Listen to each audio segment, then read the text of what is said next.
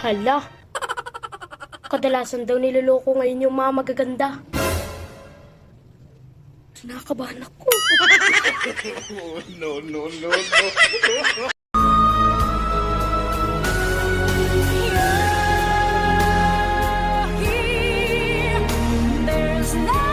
Di naman kulang ang pag-ibig na alay ko.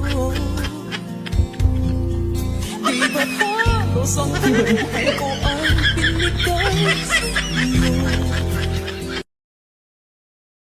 Bebe, ang tagal nyo nang magjowa. Ano bang sekreto nyo? Tinanong kung lahat at hindi nagpala.